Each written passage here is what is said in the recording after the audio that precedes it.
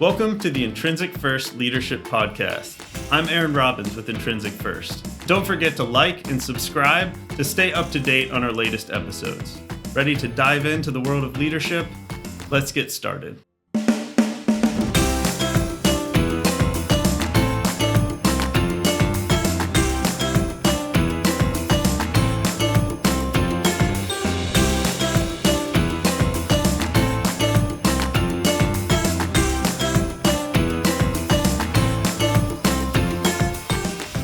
Welcome, everybody, back to the Intrinsic First Leadership Podcast. We have a special guest here today, Melissa Fugitt. I messed up the easy part of your name. How about that?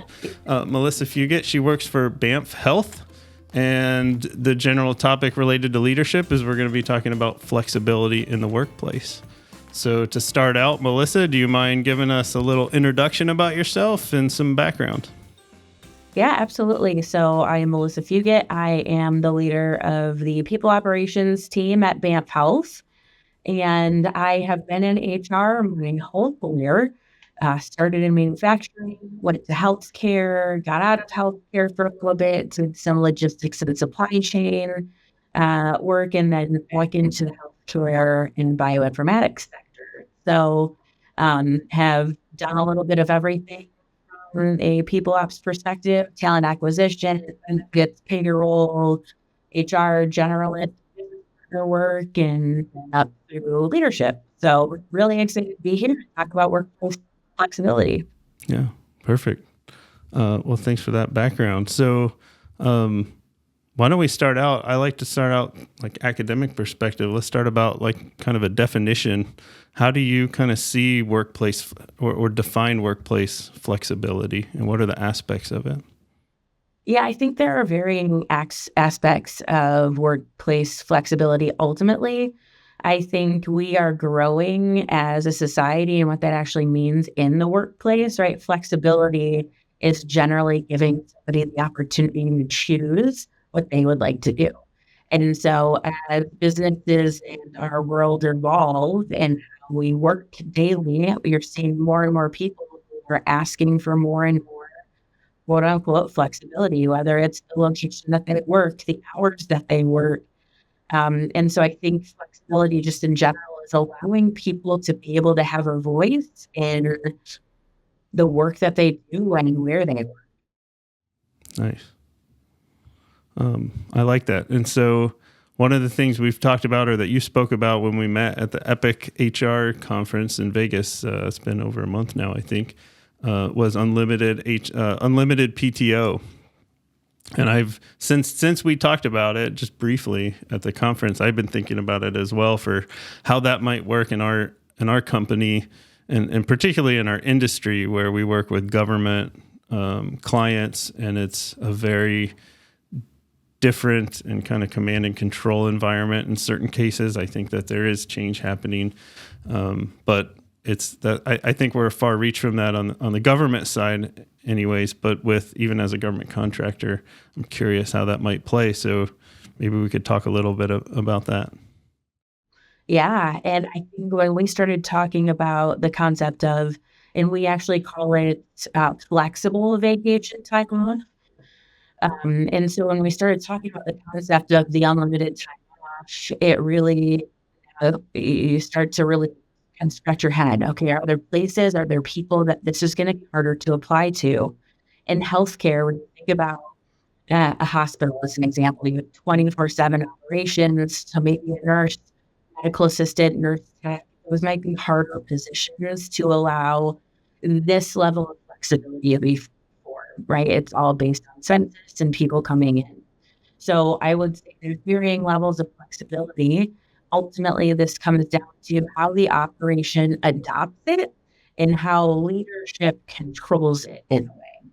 So while we want people to feel like and to be able to have opportunity to take time off when and where it fits in their life, even if it's 1 week 1 year and 6 weeks another, right? For them to be able to say, yeah, I've got a busy year and I need some additional time off. And so they always caps where you have to plan out minute by minute, or if you're a parent and you have to, take an extra day because a child is sick or whatever it may be.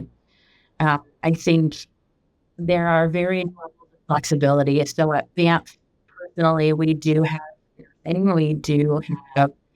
pharmacy team members and hourly team members, and that just gets a little bit more complex. How many employees do you have there at BAMF? At BAMF, we have about 130 right now globally. Okay. The first thing that comes to my mind, I think our viewers are probably concerned or ask, like, to have this unlimited PTO or flexible time off. Is there any? Have you seen any? How long have you been doing it? First of all, and then second, is there any abusive behavior with this?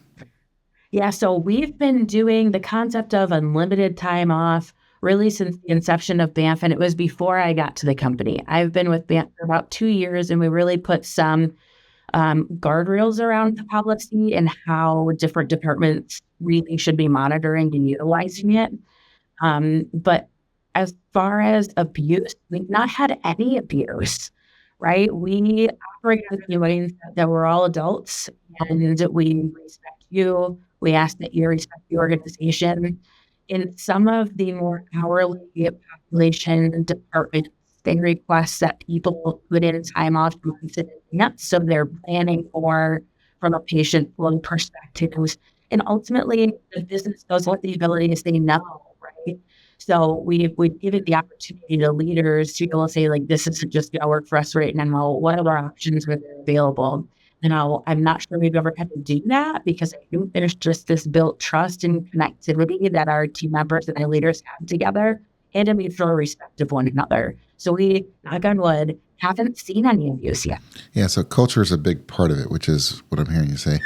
And then the other part of that is you do have guardrails. So there are some, it's not, just because it's unlimited doesn't mean it's, free for all and, take 2 months off kind of thing, right?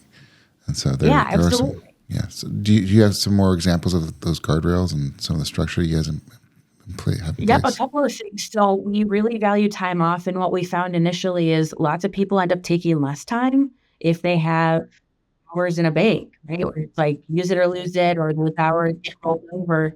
So part of the policy is you must take at least a week off per year. Okay. And so while we don't necessarily force that to happen in December, like, oh, you didn't take your week off, I really need you to take a week off. We might next year say, hey, we know you didn't take any time off. As a company, we really value time off, and that's really important for you to be able to disconnect and take time for you. So please make sure that you're taking some time off. So that we have a minimum benchmark right there. In addition, we will say there's no more than generally 10 days in a row off, unless your leader has approved that in advance. And then in addition, it generally averages out to probably about 4 weeks per year. Now, like I said, if somebody takes more than 4 weeks because the business can support that, we absolutely want people to take the time off that they need. The other thing that's interesting, and just in the way that our country works right now, is sick time is also separated out of this. So anything related to a leave of absence for a medical reason, anything related to sick time does not count towards this flexible vacation bank. Now, are there guardrails on sick time? Yeah, we've stripped all of that out just in the state laws. From a business perspective, there's no liability when you have the structure as far as time off, and because if somebody they only take a week, then they only take a week. It's not, if I have an employee where, you guarantee 2 weeks PTO per year as an example, they only take a week, we still owe them for that other week, or it rolls over. If they left, right? Yeah, right. Yeah, a liability on the company for PTO balance. Right, and in this case, there is no liability, so that's great. But then again, this person who normally would get 2 weeks may take 4 weeks, as we discussed. And I imagine some people are just better at managing their time off than others. So some people regularly getting 3 or 4 weeks off per year, where others are not doing so much. I mean, how do you help that person that needs to take more time off, or you like them to see, but they're just kind of a workaholic, or they're just always there kind of thing? That's a really great question. Like I said earlier, we're finding that people actually take less time, and that is, we don't want that to be the point. So the big thing with unlimited time off or this flexible vacation time concept, it really has to be driven by the top. So if your executives aren't taking time off and showing the team that it's okay, then it becomes this almost faux pas of we're going to have it, but we're not allowed to take it. And so people get scared because the work doesn't go away. It just keeps going as, we take time off, we come back, we've got paperwork and emails and all of those things we've got to get through. People often say, it's just easier to not take a vacation or to work while we're off. We try really hard from a culture perspective to make that not a thing, right? We want people to really disconnect completely. It doesn't matter what meetings are happening or what's going on. We cover for each other really well. And it just comes back to teamwork in the workplace. And so we'll have our executives from the top talk about their trips that they have. We'll have leadership talk about what they have going on. And then there's always level of encouragement that leadership have with our team members to say, mental health is really important. So even if you don't have a trip, sometimes just a staycation or a couple of days at home, sitting in front of the TV, getting stuff done at the house is just really what we need. So they're always promoting taking the time that you need, especially if you can see somebody who's got a built up of anxiety or a level of stress going on, right? Making sure that we're talking to those people and letting them know that they have those resources available to be able to utilize. Yeah. So that's, the leadership becomes so critical then to have good relationships with your employees and be able to recognize that stuff. If you don't, then you can't. And I can see how I hadn't even considered that, but being given unlimited leave could become very imposing from a motivational perspective. If they think that, they don't want to create this perception that they're the ones using it or taking advantage of it. And that's a really interesting perspective. I was wondering, and I know you said you started 2 years ago after the company had already implemented this. Have you heard any stories or gotten a feel for like the culture before this initiative or other flexibility initiatives were implemented compared to after? And if there were certain key characteristics that made it effective and successful in the first place, or otherwise maybe things culturally that have changed as a result of doing some of these initiatives? Yeah, I think before I started, there just wasn't a lot of definition. I think it was team member 46 who came in. So we were very, very small 2 years ago. Okay, got it. Under 50 team members. So there wasn't a lot of process or definition really in many areas. So I would say it was more of like the family feel. Everybody knows everything. And it's a startup. So people are digging on all over the place and helping out, and everyone's wearing 20 hats, right? Now, as we've grown, some of those dynamics have changed. While, yes, we're still technically a startup, we are actually operational currently, whereas when I started, we weren't seeing patients yet. So I think naturally as the business has grown, as we've started actually bringing patients into our facilities, right, some of that has just naturally come. But people were craving a little bit of structure, and we would get questions all the time, like, what does this actually mean from the people we're bringing in? And so, it's like an anxiety thing. This is something that's still really new. So let's help give the guardrails and lessen the anxiety and continue to reassure people that this is okay. Yes, it's new and different, but we want you to take the time. Right. I got a couple questions so I love the fact that you're answering this with the culture in mind. So if you talk about from the top up, encouraging that, they take the top up? From the top of the leaders. Sorry, you go up from the top.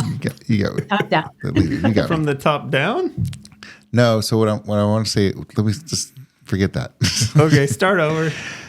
Okay, couple questions here. So what I want to talk about was so for the leaders to be able to show that they're taking time off, and that way they can model that behavior to encourage others. It's okay to take some time off. What is the mechanism for relaying those stories? Do you have a newsletter? Are they doing this in a formal conversation? How are they doing that? Yeah, the CEO sends an email every time he goes on vacation to everyone. All hands, just letting everyone know I'm using my unlimited leave today. So how is that? Nothing like that. Okay. I went to Australia. Where did you go? Yeah. Well, because as you grow, right? I think that's a good point. As you grow at, 40, 50 people, I'll bet it's small enough where everyone pretty much has an idea what everybody's doing, right? But as you grow, people aren't going to necessarily know that the senior level leadership are taking time off. So there's got to be something there. That's interesting. Yeah, so we have newsletters that go out quarterly. We also have Teams channels that are, I think one is called BAMF Lounge, and you can post a little bit of anything. So people post their families, their animals, what they've got going on in life. So we try and keep it really lighthearted, really fun about anybody who wants to share. And that's where you kind of see and hear what's going on with different people and different teams. Very cool. And so then, who's champion? Whose idea was it initially to bring this into play for the company? Was there the owner? I mean, kind of curious who's championing this whole idea from the beginning. Yeah, from the get-go, it's our CEO and founder, Dr. Anthony Chang. Okay. His mission when I sat down with him, and even when he started this back in 2016 or 2017, was I want to be a destination where people want to be. So whether it is based on the beautiful office location, the flexibility that we have in our work, the mission and purpose of what we're doing and saving lives every day, right? This whole thing from day one is it has to start with culture. And if we don't get culture right, then we've completely missed the mark on what we're trying to do as a business, which is save lives. And so we can't save lives effectively if we're not taking care of and supporting the people who are doing that work for us. Yeah. So in our conversation at the conference, you mentioned that when Dr. Chang, is that his name, the founder? So you said that when you guys do all hands, that he had created the BAMF, BAMF, almost intentionally, because it also has the other meaning of the badass mother effer, which we try not to say bad words, but I can bleep them out if I need to, so we're not explicit. But I thought that was hilarious. And you said even in all hands, so he'll rally on that and just make it fun. And I thought that was super cool. It's such a great behavioral indicator of the type of culture. So I'm just curious, are there other things like that he's doing that help kind of really describe the behaviors associated with the culture that you guys have there? Because it sounds like really fun and very similar to the type of culture that we're creating with our company. Yeah, absolutely. So that, yes, we swear a lot in our workplace. We do. Because of that. So he'll get up and then we'll be like, we are bad at that work. Yeah. Right? And everyone cheers and gets excited. And really it stands for, from a community perspective, bold and medical future. But we rally behind, we're badasses. So in addition to that, if you look up BAMF Health, our logo is an atomic orbit with a lion head in the middle. And so that also represents BAMF really well. A single lion can be taken down by a pack of hyenas, but the herd of lions or pack of lions that are untouchable. And so we really have a solid foundation in teamwork, and that's how we work together. A really big part of BAMF is removing your ego and coming in. We really want to hire people who have the BAMF mindset, somebody who comes in, they want to learn, they want to grow. We don't necessarily care about all of the experience that you've had in your past. Yeah, sometimes experience is important, but we really care about, are you going to fit their culture? Do you have what we're looking for from a personality perspective to being able to fit in with us and help us pioneer forward? Let's go there for a second, if that's all right. So what are some of those qualities you're looking for? If I'm doing an interview, how are you assessing? You're not going to interview with them. You can't get a job. I don't want to. I'm just kidding. There might be some people. Some people are doing their homework and they're going to do an interview. They're going to be watching this podcast, right? Yeah, there you go. Prospective employees for BAMF Health. But but that is a skill in itself. Well, we've hired numerous people, and when you're sitting there with an interview, the resume looks fantastic, but you can tell within 10 minutes, hey, this isn't going to work out. But what are some of those tangible, quality sets you're looking for in an individual, I guess, to see that they fit in it? Absolutely. So the biggest one that I just said is really teamwork, right? And so it's really easy to ask teamwork-based questions where you can decide whether somebody is a natural leader, a natural follower, but more so than that, do they have a big ego about themselves, and are they willing to work together? And that right there is the most important thing for us. In addition to that, we are looking for people who have empathy, who care about the work that we're doing and the mission and purpose of our business. So somebody who comes in with a great mindset, specifically somebody who's forward thinking. Another piece of our culture which ties into this really nicely is the concept of special forces. So Anthony will also weight the concept of special forces to say, we are here at a targeted mission. We have to work together as a unit to push through barriers and obstacles. And, we need somebody with that special forces mindset, really, what it comes down to. You can join the military, and the military is amazing. There's only a few people who can get into special forces, and that's ultimately what we want. Yeah, and they have a culture in itself, which is it's a great one to emulate, like that's for sure. So work hard, play hard. We say that all the time. Work hard, play hard. That's a big part of what we do too. We like to have a lot of fun, and we certainly work really hard. Right. Yeah, that's how it was at we would say at CSA, we would say work hard, play hard a lot. Yeah. No, that's awesome. So, did you have another question? I didn't want to interrupt. No, I'm good. Oh, okay. Keep going. So we've talked about the unlimited or flexible PTO that you've talked about. Before we shift off of that, because I'm interested in learning more about some of the other flex kind of aspects or initiatives that you do. I'm curious, do you have any, you said you don't really have any bad examples of where like people abused it or anything, but do you have any stories where, success stories of the doing this flexible PTO? Interesting question. I think if people are taking time off and are able to come to work whole, right, as their whole self, they are mentally, physically, spiritually, whatever it may be, they're bringing their whole self to work every day. I think that in and of itself is success.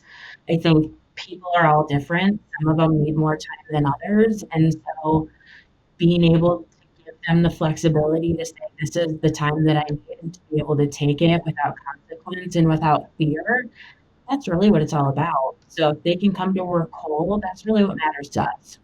I mean, where I see it the most is where we really beneficial for a new employee coming in is like, you do this interview process, you get the job offer, and they want you to start on the 1st. You're like, okay, I can start on the 1st, but I've got a wedding to go to, on the East Coast, on the 8th, but I haven't accumulated any PTO yet. But in your situation, in your company, it'd be, Doesn't matter. Yeah. It doesn't matter. Yeah. We got you covered. And we get that a lot. People are like, oh, we've got things going on. Is that going to be okay? And it's like, thanks for telling us. And absolutely it's going to be okay. Don't even worry about it. What a better welcome, to Yeah. Well, it's super high autonomy, right? You're giving the flexibility, the choice into the individual so they don't feel constrained. So one last question about that, and then we can move to other stuff.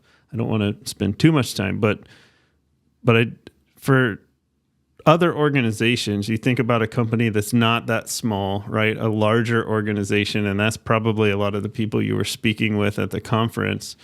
You've got, say, 1,000 employees in your organization. You have long-standing cultural aspects of that, control of a certain set amount of PTO and all the policies associated with it. Are there certain aspects of implementation or cultural aspects that you would give advice to those, HR people, I guess, or those companies for how they could implement something like this to make it work and not backfire? Yeah, absolutely. I think the biggest thing truly is to understand your population of team members, right? And to really understand what motivates them and what drives them and make sure that you're hitting the mark, right? So as part of implementing a policy like this, I think what's really important is making sure that you're being very clear, you're separating the medical pieces out. I think that was first and foremost a big learning curve for us.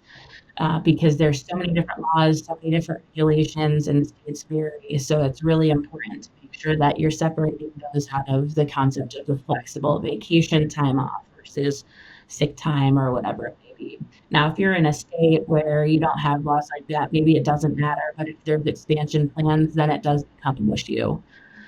Outside of that, I think what also is really important is making sure that instead of just rolling something out, you're equipping your leaders to be able to manage it, right? So that was the other really big part of this is you can roll something out really well, but you've got to make sure that you've got some really great change management in place to make sure that your leaders feel comfortable to be able to say yes or no to a request, and make sure that they're given the accountability, the authority, and the autonomy and empowerment to be able to say, yes, this works, or no, I'm really sorry, it doesn't work for business today, or whatever that looks like. And so what I hear that is just to kind of recap it all is that, first of all, it's super important to call it flexible time off versus unlimited PTO. So because by calling it flexible, what makes it work is that there's guardrails, there's structure that's applied to this. That's also in favor of both. It's in favor of for the employee, but not at the expense of the company, right? And vice versa as well. So I think that's what's super important. And then also helps you manage it and helps you, help train your supervisors to be able to help manage your people as well. And so I think that's what's important. Because we always talk in terms of motivation. Autonomy is a really big pillar of why we do what we do, but autonomy does not mean you get to do whatever you want. So there are structure needs to be in place to within reason to allow you to do what you want to do as well. So that I think that's what makes this work. So the language is super important. I think you guys already addressed that. Yeah.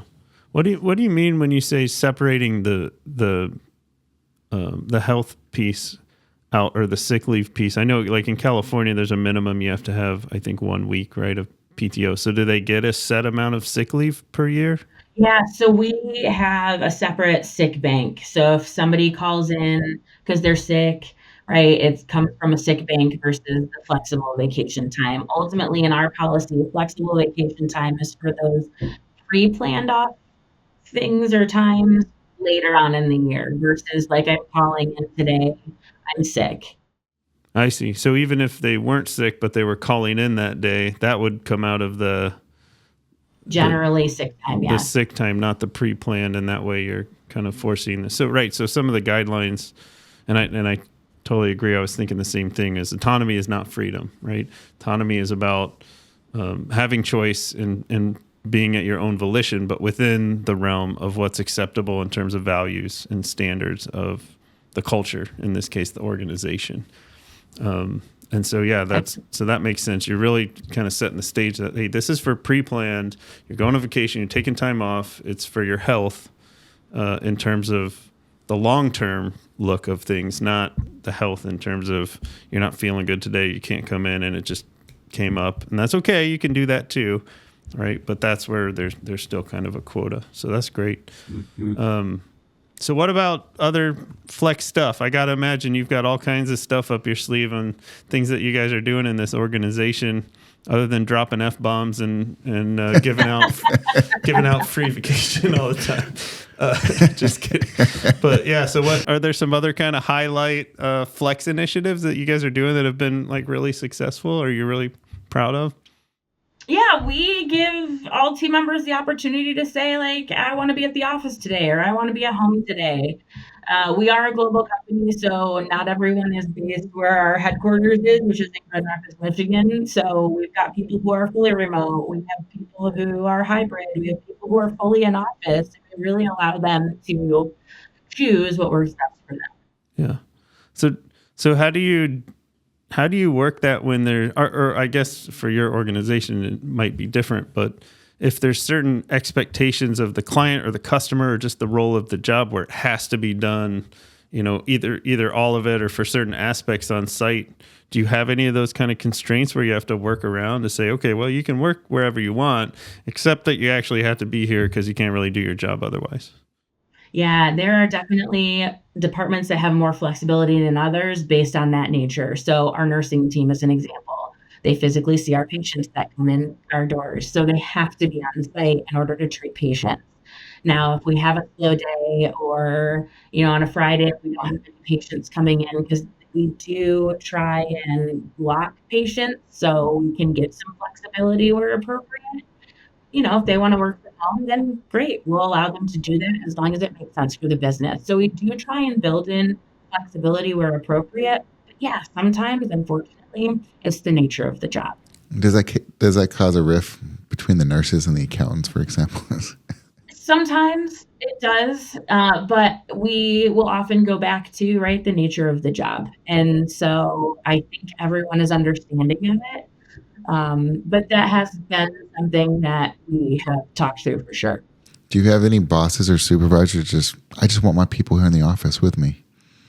Does that ever happen? Or their job might not require that, but that's what they just... And honestly, I would say we have a beautiful office, and most people who are in Grand Rapids choose to be in the office, to be honest, at least 2 or 3 days a week. So again, like I said, Anthony has really created this culture where he's like, I want people to want to be here, and people definitely choose to want to be there. So, I mean, it sounds like he sees it like, if people are not coming to the office, and we need to make the office look better, and we need to do something to No, I love that, as opposed to, you will be here 3 days a week, so I think that he puts the onus. We have a gym, we have showers, we have a full gourmet kitchen. That's fantastic. No, he puts the onus is on the organization, on the leadership to make it inviting, to make it welcoming, to make people want to. That's way more impactful than forcing them to do something they don't want to do. So agree completely. And that again goes back to flexibility, right? They feel like they have a choice, and even though they might be choosing to come into the office, leadership is saying we want this to be a destination, a place where people want to be. So let's make this an easy choice for them. Good on them for getting that. That's awesome. Yeah, it's all very autonomy based. From a motivation perspective, it's all about creating that environment, right? So people can choose. We're not trying to control it or force it. It's like, well, why did you come in today? Well, I needed to take a shower. So I came to work. But I'm curious, a lot of the issues or concerns I've had through COVID in particular, and just as we continue doing this hybrid kind of workforce, is that we might lose some of that connection that people have, the relationship or even the purpose and meaning behind the work, because you're a little bit more removed. Has that been a concern, or have you seen any of that where, if everybody can work and if their job's allowing them, like accounting is a good example, you can pretty much do all your work from home if you really wanted to. Has that created any kind of connection challenges where people just don't get the same level of relationship building and trust building as if they would when they're all together and running into each other all the time? Because what I've learned is you don't have chance run-ins with people on Teams. It's like, oh my gosh, what's the chances of you being here on Teams with me in this meeting? So great to see you. Let's chat for a second and catch up, right? So, but those things happen when you're on site and around. Absolutely. Yeah, I think in general, we've seen that there are downsides to having remote workers and or hybrid workers even. But again, it goes back to everybody's different. Some people might thrive there and they're okay being a little bit disconnected. It comes back to, what do you really want out of your workforce? But I would say, there always is this concern of making sure that those that aren't in the Grand Rapids area, who don't have the ability to come into the office or who are choosing not to, that we are trying to make sure that they still feel connected. So whether it's virtual meetings or sending swag or making sure that we have all company touch points or newsletters or whatever it may be, we try and rally the whole team together as much as possible. It is definitely difficult. Right. But that's good. I like just, again, that overall mentality of, it's not about, we can't force the connection. We have to try to create the environment for it. And I like that little thing you just said, just sending them swag. I mean, that goes a long way, It just keeps, that's great. And so again, the onus comes back on the leadership, on the organization to provide that environment to the employee, not the other way around. What's your favorite swag? What's the coolest swag you guys have? I'm always looking for better ideas. We're doing socks. That's our next thing. We're doing socks. A sock guy. Socks are fun. We have that on our radar too. Honestly, I would probably say the last piece of swag we gave everybody was this really nice during winter, like sweatshirt material quarter zip And it's so comfortable. And you go into the office, and I would say at least a third of the office has it on every day. That should be our next one. I second that. I love that. Yeah, We we had need the- lots of Yeah, jackets I in know, San Diego. I know. That's so far. We were looking at umbrellas too. It's like, yeah, they'll be able to use that 3 times a year. That'll be awesome. Hey, we've got sunglasses, we've got koozies, we've got hats, we've got Sunglasses would stuff. work. One That's of a my- good yeah, San one Diego of thing. one of my favorite ones that we have, and again, I know we're in San Diego. We have a beanie, and it's awesome. Like it is comfortable, and I really it's fantastic. But yeah, we are in San Diego, so You don't get to wear a beanie all that often. But- Maybe if you go up to Mammoth. maybe. Yeah. So, but no, I love swag too. We always talk about the next one we get. Like I'm wearing a T-shirt right now, which is kind of cool. I don't know if you can see it, but it's really simple. It's just a simple long sleeve T-shirt. Yeah, but you got fancy. You put intrinsic along the arm. Yeah, no, It gets people feeling connected to the organization. It makes them feel like they really belong, and I don't know. Well, the thing was like in our industry, we always wear polo shirts, and so that typically you go to a company, you get a polo shirt, and we have those as well.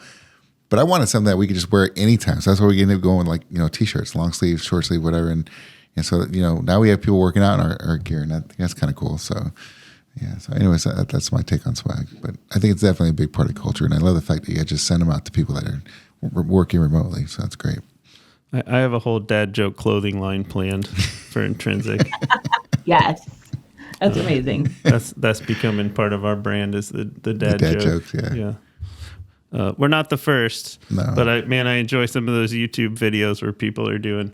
There's one where they're actually like they animate looking like aliens, and it's like aliens telling dad jokes, but it's not actually aliens telling dad jokes because as far as I know, there aren't any aliens around.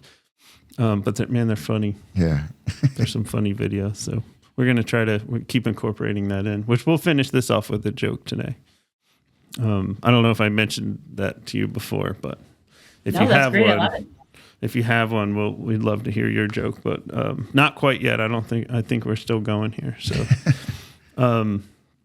so what else? What other flexibility, or really just kind of cultural things, or leadership related aspects do you do within the company that are, you think maybe unique or differentiating?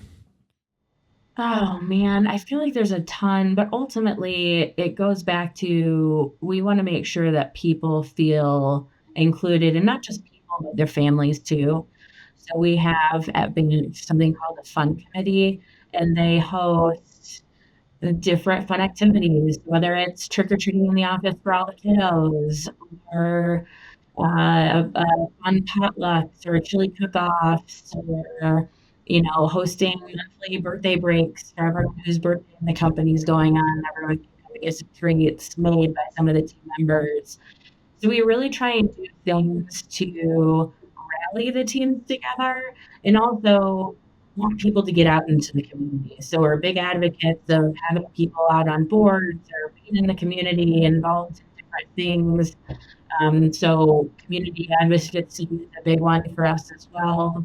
And just getting out there and being supportive and helping and just being kind and good humans, right? Right. Did you a couple companies ago, Aaron and I worked at, we mentioned earlier, CSA, and we had this problem where it was like too much fun or just too much culture. Do you ever get that feedback? Like, hey, this, there's a thing about drinking the Kool-Aid, but then there's another thing about swimming in it. And I don't want to swim in it. I mean, do you get anything like that? Like too much? We did initially when we were trying to figure out like how do we be fun when we open our office, and how do we do all these things? Like you'll walk around, we've got Legos everywhere, we've got Play-Doh, we've got Slinkies, we have Nerf guns, and people will run around the office shooting We gotta each go other. visit. I gotta go to And Grand Rapids. it's so fun, but it was a culture shock for a lot of people. And they're like, I know, like the CEO literally just shot me with a Nerf gun. Like, what is happening? This is Tag, you're it. Yeah, we try and build in fun, but yeah, I think even for some of the new people who come in, they're like, whoa, this is totally different than what we're used to. And again, being in the healthcare sector, especially, it's like, whew, we're coming from a hospital system where it's very political, very straight-laced, and I'm walking in here and people are like playing with Slinkies, and building Legos and like this is totally different. So there's definitely a culture shock for a lot of people. But I think once they get in and they see it and they experience it, I think most people who walk through our doors are like, you can feel the energy the second you walk in, and wow, I want to be here because it's palpable, right? And everybody you talk to seems so happy. And I've been there for 2 years and I still pinch myself, right? We've brought in a couple of people where they leave and they're like, oh my gosh, I have to leave my job now. I have to work here. Like, this is just amazing. Yeah. So the CEO, he's in Grand Rapids, right? He's in headquarters. Is that correct? And so I picture his toy store walking into BAMF Health, and it's like a toy store. I mean, the way you're selling it sounds really appealing. I almost think we got to go make it like go on site and do a podcast with him. I would love to pick his brain. I would really like to understand. I think this is the right way to do business. I mean, this is the right way to take care of your employees. This is what we advocate for. This is where we parachute into other organizations, and why companies are not doing more of this. There's few and far between, and we run into an owner or a founder that's creating this culture, and there should be more of it. And we had another person we talked to, but it's just like they're doing everything right, and it's like why are not more companies doing this kind of culture building, and it's amazing to hear. Change is hard, and I think there's a lot of companies out there that are afraid because we've always done it this way and this way works. But what they don't understand is that Gen X, millennials, Gen Zs, over 60 to 70% of these populations of people are looking for more flexibility in the workforce. And over 40% of those people are demanding it and will choose to leave if they're not being given additional flexibility and choice in where they're working. So we talk about turnover, we talk about unemployment, and man, these are real things.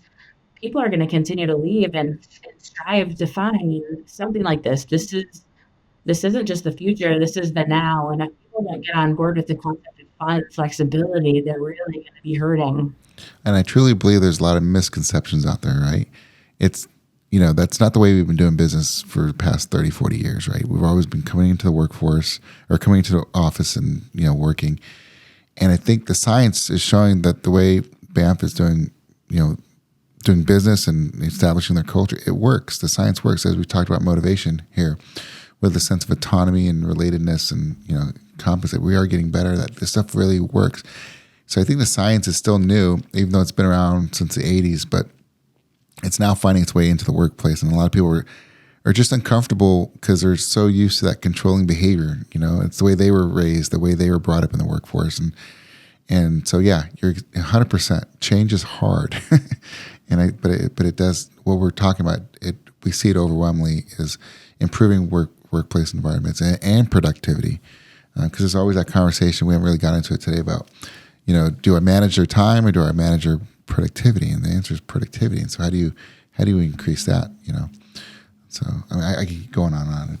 But I'm curious, just small thing, but so you have the headquarters, the office, and you got all this fun stuff, but you mentioned nurses. Do you have other sites then where like patients come, or are they coming to that same kind of office feel where there's cool toys and the fun environment? I would hope that it's still fun, but it might be fun in a slightly different way from a client, customer service perspective. Yeah, we're all in the same building, but the corporate headquarters, more of the corporate, people operations, finance, some of those areas, those are all on a different floor. So when patients walk in, it's still very professional. But even from the look and feel of the offices, they walk in and they can feel it's different. It's not sterile. It's, beautiful and calming, and just it looks different. Now the fun, they still have fun like in the break rooms and that type of stuff. They have Slickies and Play-Doh and all of that fun stuff. But when it's patient facing, it's much more professional. Yeah. Yeah. And what I guess what I'm hearing is, and I think in terms of the change, talking about change, for BAMF Health, it sounds like it was somewhat,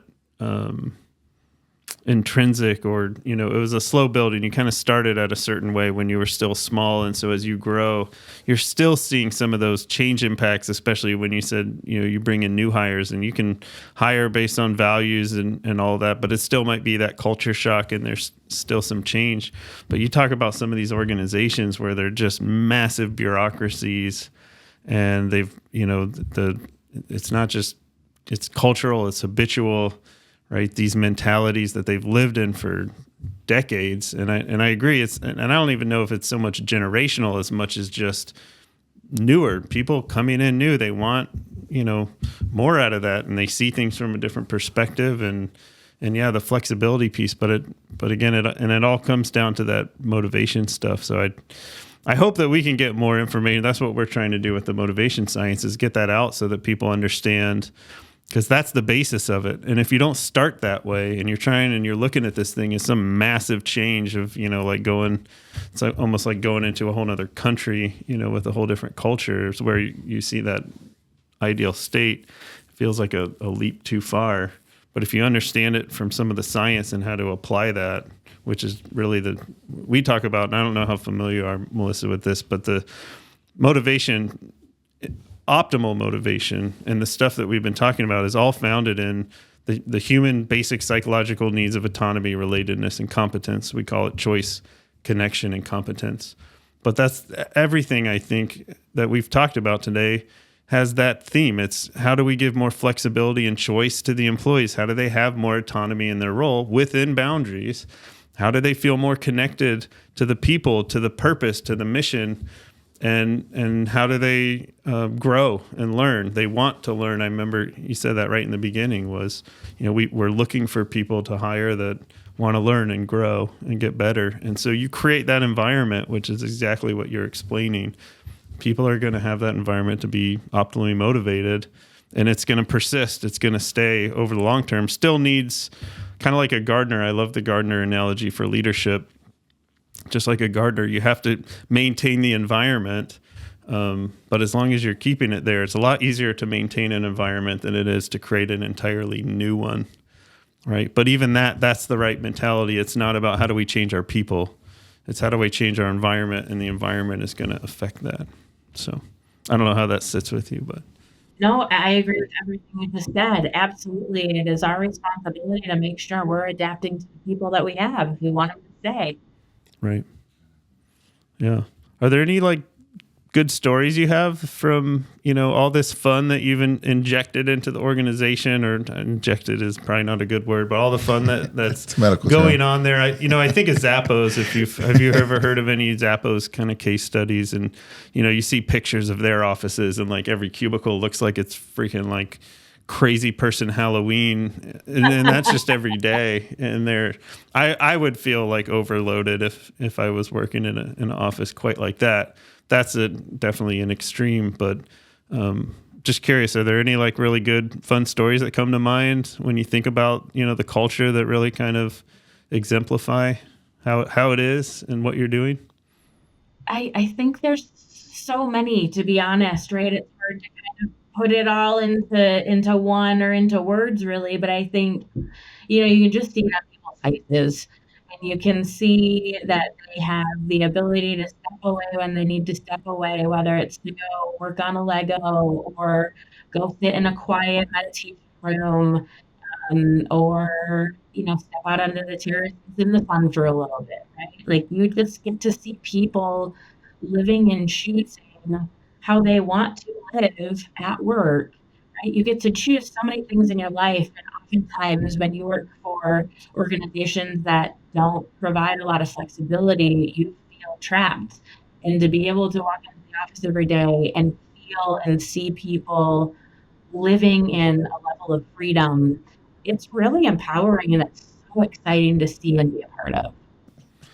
I'm kind of curious how you do. So, we've talked about all the fun stuff and the culture stuff, but you still got to get the job done, right? Yeah. So I'm curious, how do you set up your mission, vision, values?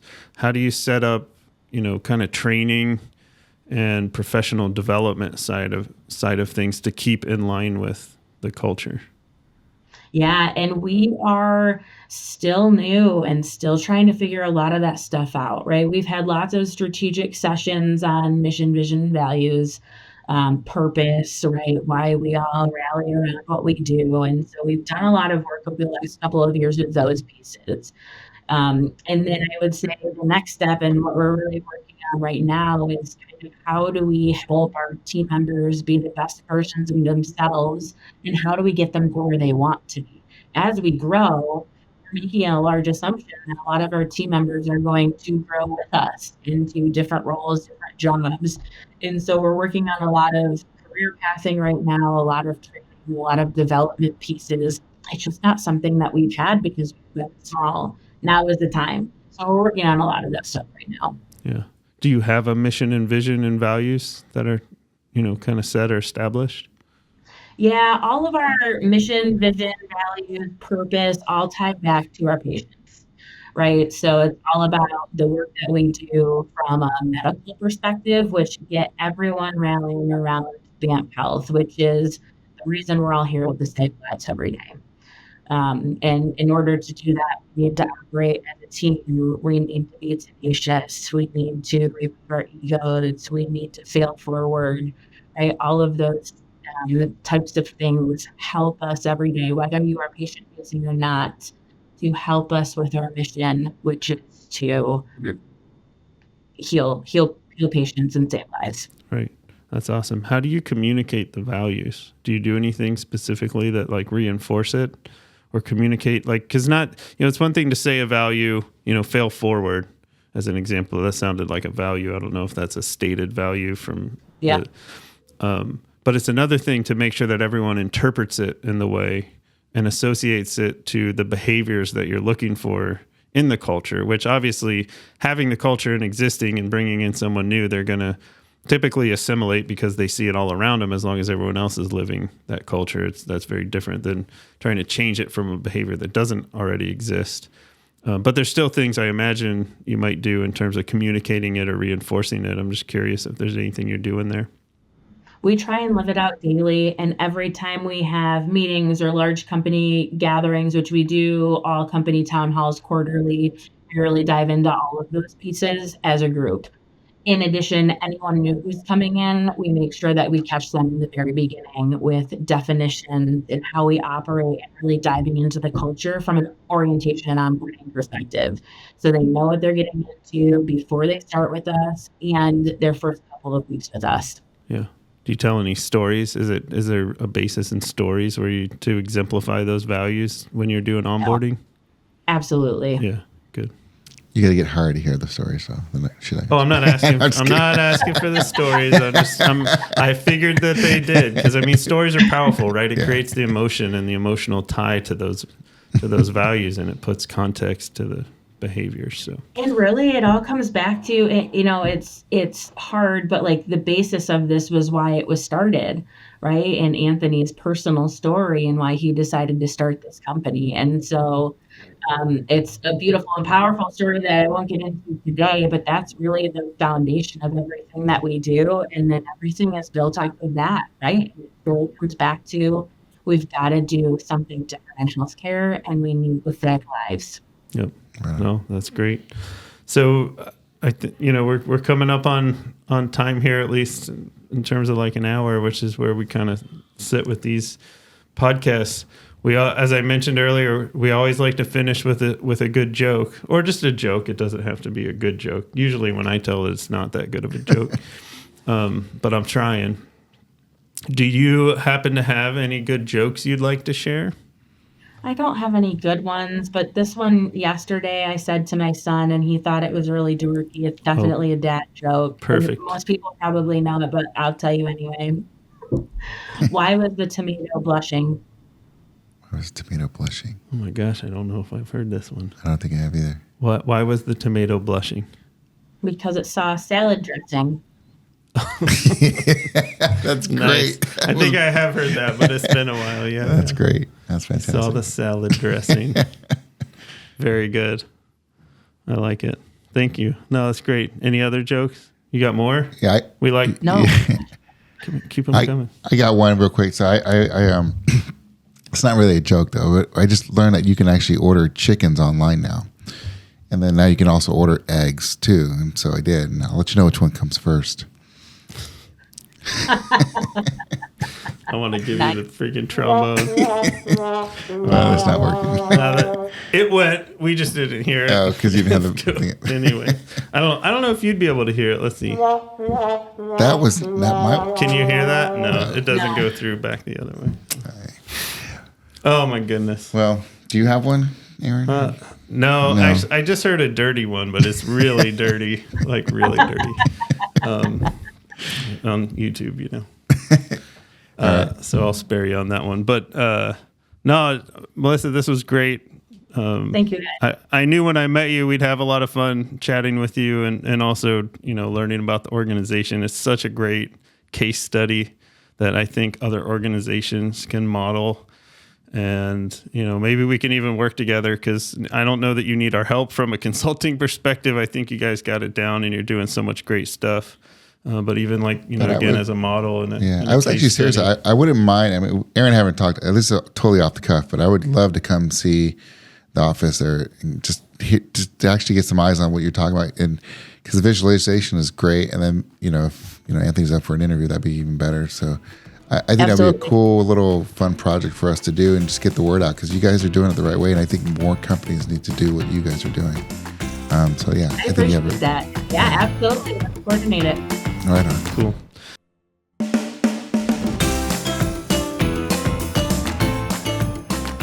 Congrats! You made it to the end of the episode. Thanks for tuning in. We genuinely hope that you found value in our conversation. If you liked it, please click that like button below and subscribe so that you can stay up to date on our current episodes. And if you didn't like it, you can click the dislike button, but make sure you click it twice. We're eager to hear from you. Whether it's your thoughts, questions, topic ideas, or if you're interested in our leadership training and consulting support. Leave us a comment below or reach out to us directly at info@intrinsicfirst.com. We're open to any and all feedback. Thanks again for joining us. We look forward to having you back for more insightful leadership discussion. Until next time.